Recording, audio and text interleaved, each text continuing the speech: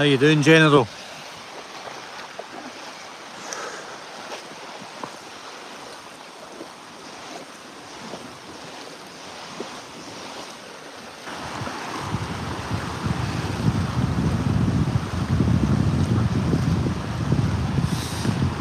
Hi Tinkerbell, hi Vanda.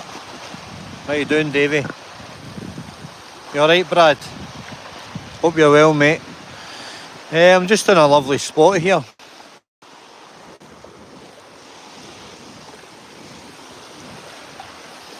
In for a wee swim.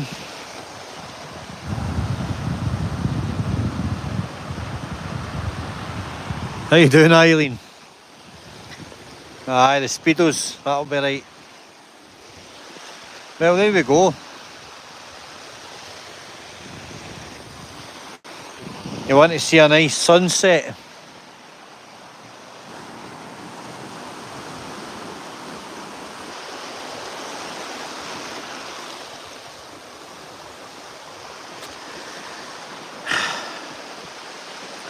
There's the van parked right there.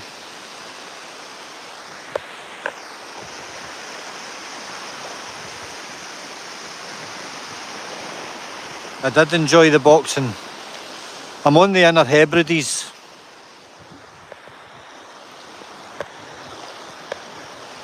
This is the Inner Hebrides. One of the small islands, but it's a secret which one. I never give my location, you know that. Somebody might guess.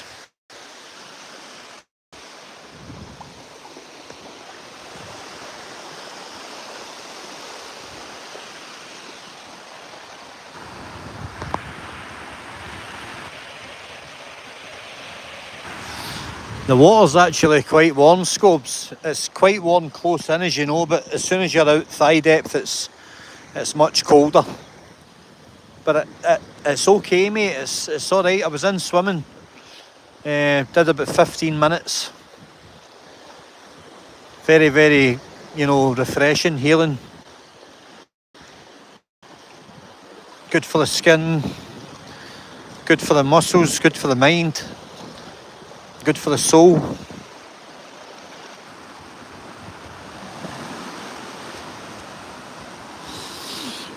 How you doing, Claire? You do know me, of course you know me for years ago. You're from Barhead, I remember you well, Claire. I thought you knew me when you were commenting in the Spartan page. Haven't seen you now, I don't know, 25 years or something. Showing we're ages there, pal? Hope you're well anyway.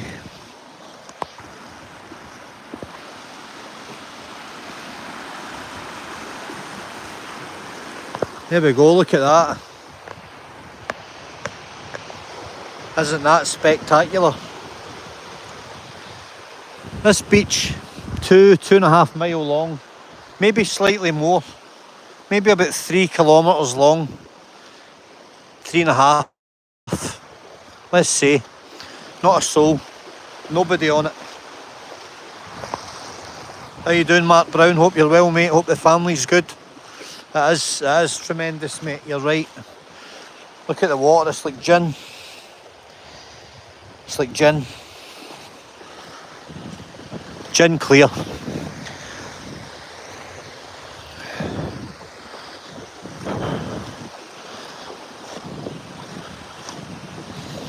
There's dolphins in the bay over there. Been seen a few times.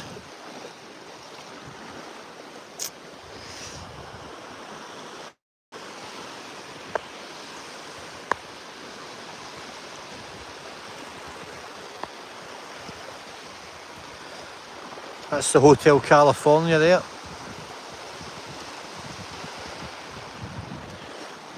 Yeah, fine, Sharon, thank you.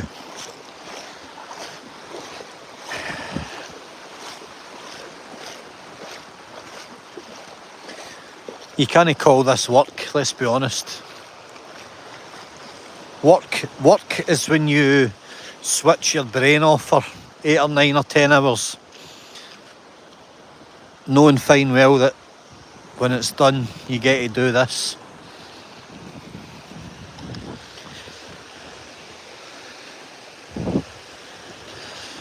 I walk all of these bays and I don't get bored. Grounding. I just uploaded a video actually, and then I decided to do a live video because it pops up and people get to see it and enjoy it and actually see it instead of maybe missing a kind of pre-recorded video, which they sometimes lose their kind of validity, don't they? Pre-recorded videos, you don't get a lot of interaction with them. So it's always nicer to see things live in real time, I think, because you don't know what's going to happen next.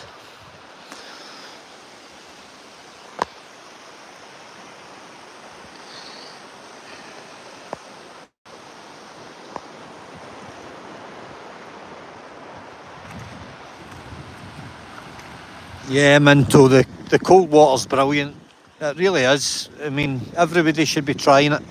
Everyone should at least try it and give it a little bit of time and then see how they feel after it. You know, you don't just do it once and say you hate it. You've got to try things. You've got to give them a little bit of effort. I swear by it. I swear by it. When I do it, I don't do enough of it because I get consumed by other stuff. I don't do enough of it, but if you see cold water and it's safe, jump in, give it 5-10 minutes and see how you feel after it. Let your body, you know, insulate itself and heat itself back up and try and zone out, meditate. It's just putting yourself into a state of consciousness where you can handle it and learn to understand the benefits of it. It's like anything, it's not for everyone, but I truly believe in it.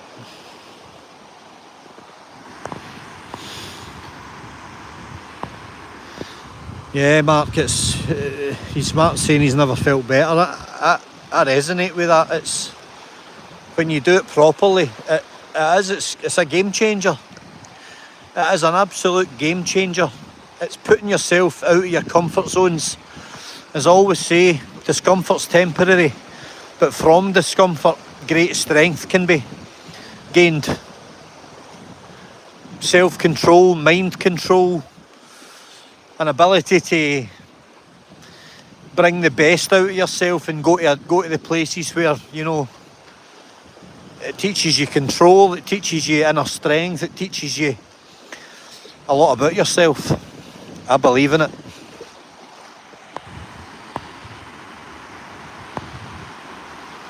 Give me my thoughts on Tyson Fury. A great champion in an era of not so many great champions, coming to the end of his career, probably on the decline. Done no favours by family members who behave inappropriately and act ridiculous, you know, talking about being hard men and fighting men at 60 years of age when their actual careers were completely, you know, they weren't very memorable careers and they achieved nothing. And they want to live off his coattails, and they've actually dragged his career into the mire and dragged his name into the mire. And if you surround yourself with that, it's going to rub off on you. Because I do think Tyson's got a lot of, you know, mental health issues and he does his best to keep on top of it. But when you've got headbangers around you, directing the traffic and overriding coaches and taking control of your career and taking control of your success and claiming it as their own, I just think,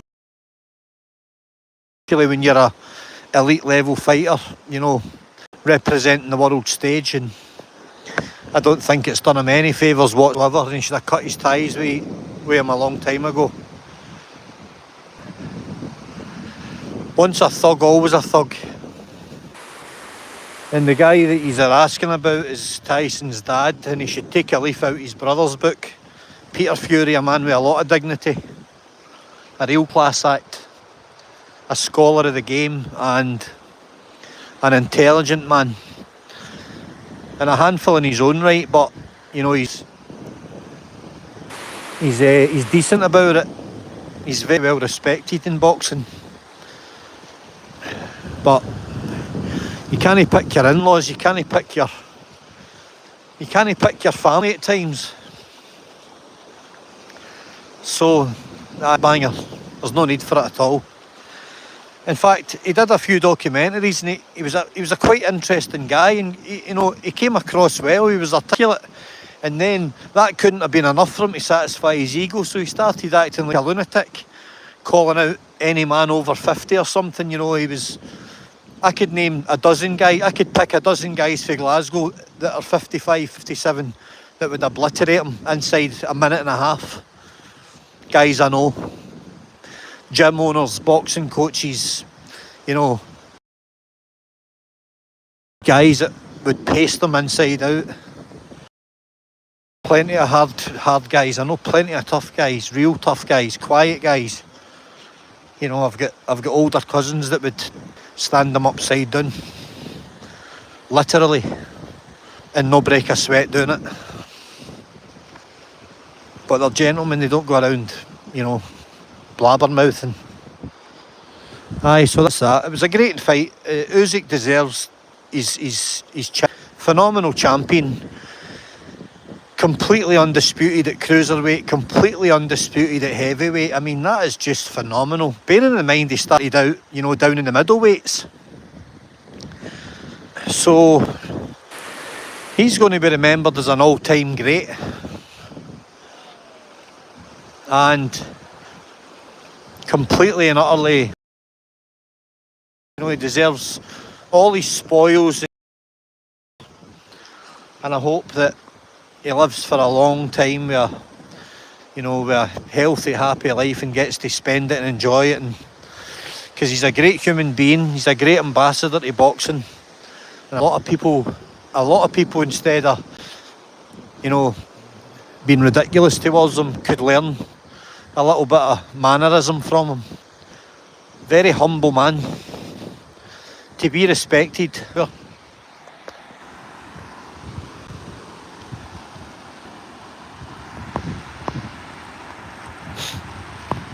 I didn't like the fact that Fury Senior was shouting over Sugar Hill. Sugar Hill's the coach. Leave it to the coach, leave it to the professional, the guy that's achieved. John Fury's not a coach, he's never coached a champion. Actually, it was Peter Fury that took Tyson to the level that he got to, and then he backdoored him, and then steals the show and steals the thunder. And his son Tommy should be with somebody else as well. See, one of the only partnerships that ever really worked, father and son, Enzo Calzaghe and Joe Calzaghe. Enzo Calzaghe focused on Joe. 100% he focused on Joe. Phenomenal trainer was Enzo. He's passed now. He was a great human being as well.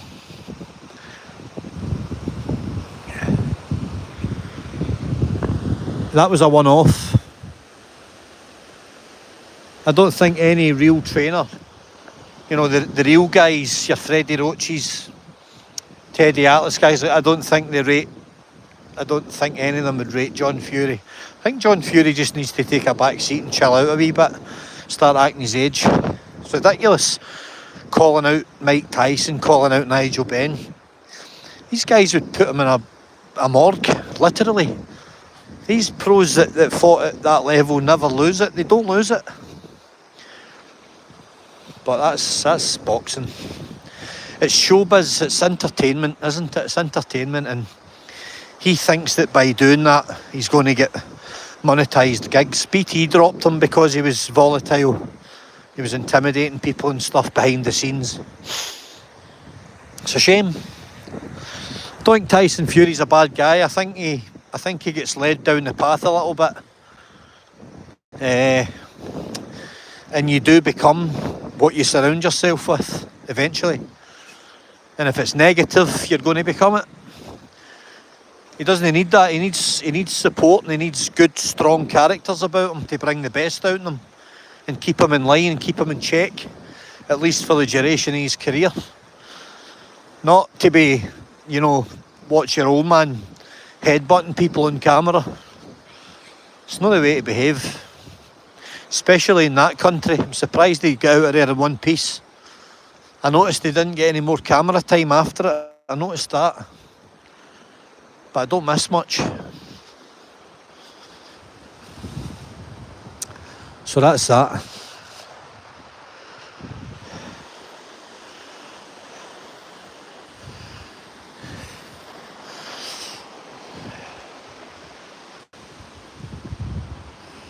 I'm laughing at some of the comments offering it Carol Froch. Me and Carol Froch are the same age, right? Now, the only way I would beat Carol Froch is if I get my arms round him, because I'm as strong as a bull.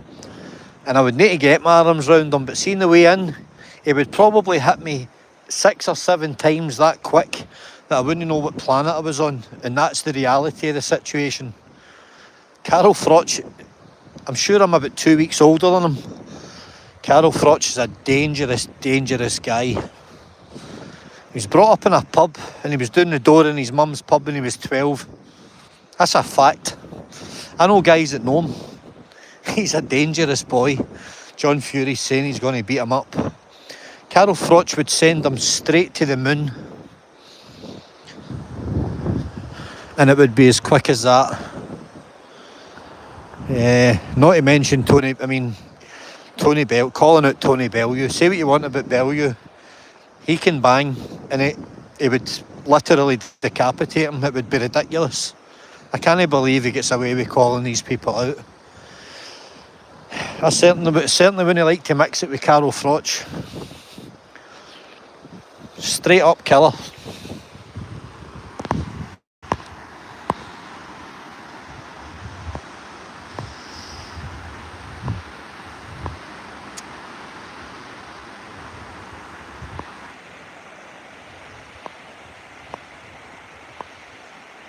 Yeah, all from a tin shed.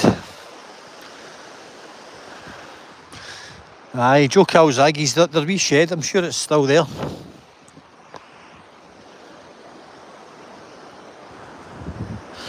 It's interesting that Calzaghe's just got no interest in boxing anymore. I know he turns up to a few of the Hall of Fame gigs and stuff, but he doesn't do any coaching with anyone. He's not been into it, because I believe his passion for it absolutely died when he lost his old man.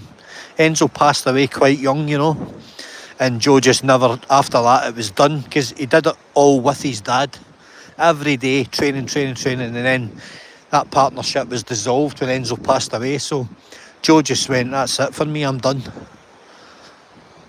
Which is understandable, because they were a partnership. One didn't work without the other, that was certain. A few swimmers in there.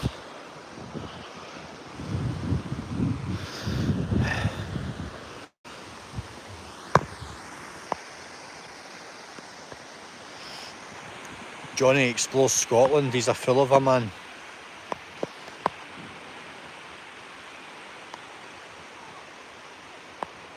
You're on the air now, you chemical gases.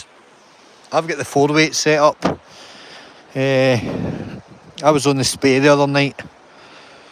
There's a couple of wee places here I'm going to have a bash on, just for the brownies.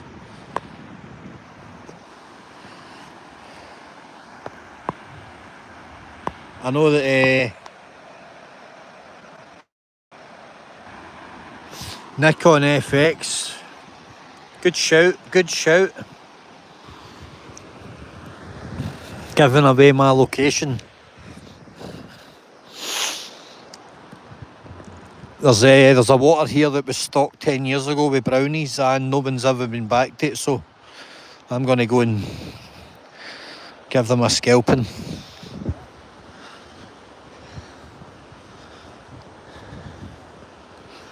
With the 4-weight. For anyone that doesn't know what the 4-weight is, it's a very light fly rod. Perfect for the dries.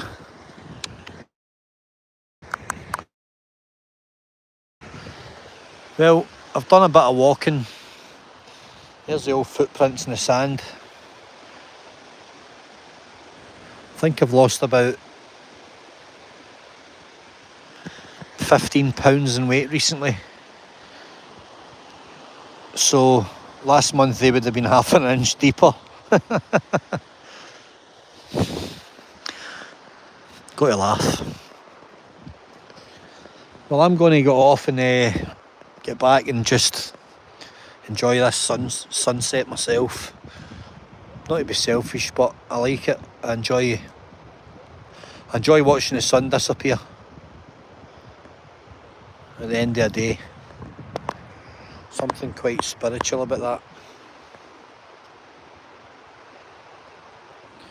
Eileen, are you and Bobby still fishing?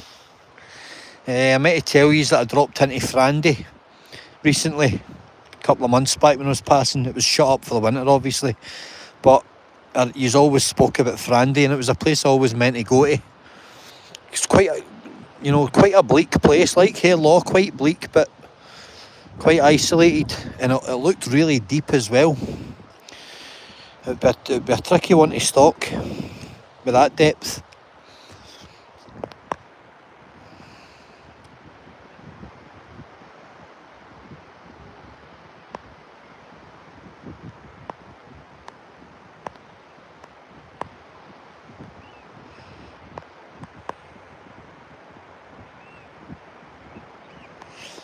Mike, you're right. You wouldn't get close to Carol Froch. We can only dream. You're absolutely spot on, Mike. I would like to think I could get close in and double leg him, and put him in his arse. But he'd probably clip me on the way in, and that would be good night. Good night, Vienna. And I'd be lying there seeing stars for about 4 hours, dreaming about winning the middleweight belt. That's what I'm saying. These people are delusional that think they can take on these ex-boxers and guys that were, 4-time world champions and Hall of Famers. It's absolute dreamland stuff.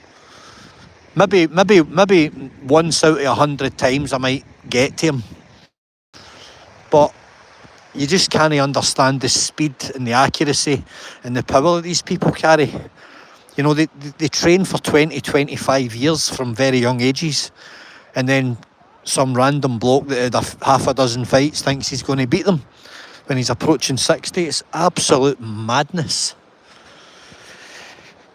Carol, man, guy's a Terminator, and he's still in phenomenal condition. He retired 10 years ago. I follow his YouTube channel. He's got a great YouTube channel. He's actually a really, really top analyst of boxing. And he's in phenomenal shape. He's still solid, ripped, eats really clean, lives really well. He's a clever guy. He's well invested with his funds. He's looked after himself. You're not putting a glove in a guy like that without getting your skull cracked. And rightly so. If you go and invade these people's privacy, you deserve your jaw cracked. That's my take on it. I'm quite fine with the old school rules. Right, I'm going to about turn. There's 3 young guys up there in swimming, enjoying themselves.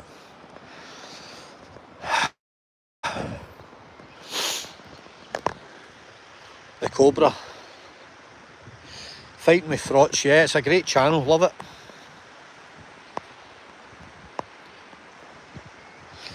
Aye, Eileen, tell Bobby I was asking for him. Hope yous are well.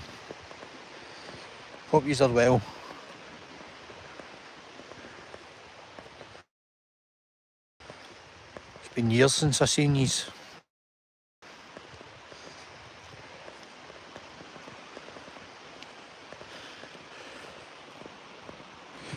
Get my hoofs. I've got hobbit feet.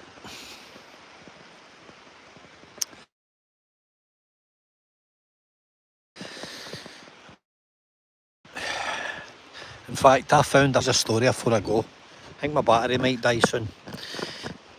My mum got me a bike when I was 12, a mountain. And they paint life comes full circle, and I know them still. And to say that the shoe's in the other foot would be an understatement, but it doesn't matter, it was a long time ago. But I was in the dump recently and I found an almost perfect condition Rally Maverick, exactly the same bike. I've never ever seen another one. So I grabbed it out the skip and I've got it, and getting it serviced and stuff. And I sent my mum a picture. I says, do you remember this?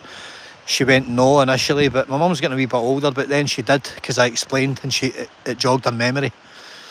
So I've found the bike again, 35, 36, whatever, 37 years later, and I'm going to keep. So it's came back to me, and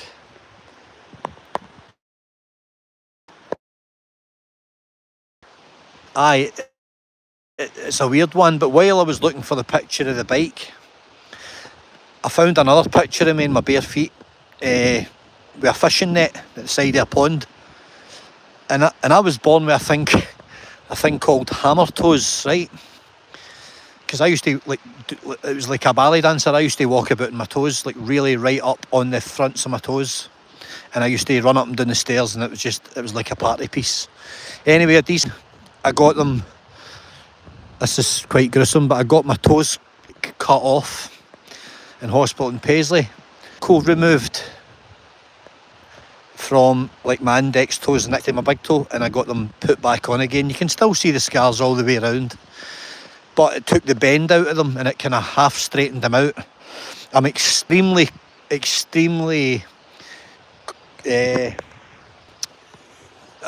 conscious about anybody being anywhere near my feet, and I don't like being anywhere where somebody could accidentally stand in my feet. I don't like it. So I found the photograph, and you can clearly see the hammer toes in my bare feet, and then I got them chopped, got the knuckles removed, and get them, so they're slightly shorter than they should be, hence the hobbit feet. But there you go, there's an interesting story. So I found a picture, and I can see my old toes, how they used to look, and now I've got my new designer feet, and it was a Dr. Aaron, he was a Pakistani doctor in Paisley RAH back in I would say like 1988, 89, somewhere around about then, maybe 87, 88, I think I had it done. And Dr. Aaron was his name. So I still remember it. Well, I don't really remember getting it done, but I remember it being a thing, and my mum obviously remembers it. My memory's not particularly great, but my mum's is better, even though she's getting on a bit. So there you go, hammer toes, hobbit feet. Hobbit feet, Eileen. That's how I used to have 5 pairs of socks on inside my waders.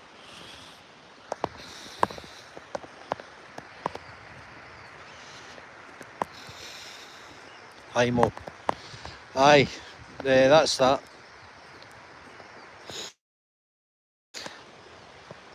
Right, it's been a blast catching up. I hope everybody's well. It was nice to talk to a few of you, or all of you. Thanks for commenting, thanks for watching. I'm always grateful.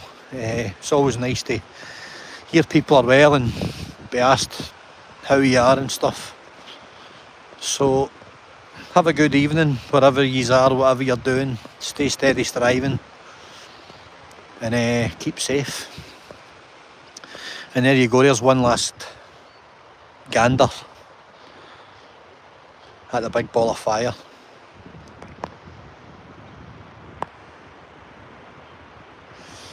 Designer's feet, you better believe it. Aye, okay. Good night everybody, take care.